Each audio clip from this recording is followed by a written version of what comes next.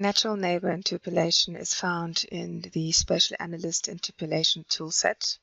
So you go to Spatial Analyst and look at interpolation. There's quite a few interpolation methods here. There is a video on IDW already. You're welcome to have a look at it. What I'm interested in here is natural neighbor. Natural neighbor interpolation creates a Voronoi diagram from the known data points like you see on the screen.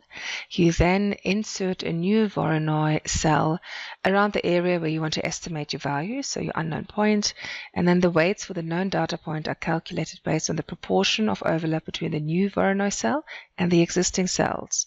So the more overlap a known point cell has with a new cell, the higher its weight. It only accepts point features, which you see on your screen. These are relief points. You have to indicate the Z value, which is the height field. So you should always interrogate your attributes table. In this instance, these are spot heights, and the height field, the attribute of height, is actually the field that gives me the Z value. So I set that to height, then I give it a logical name and also a cell size that makes sense. The cell size, that is the default one given by the software, is based on your actual spatial extent that you see here, the spatial footprint of your input points.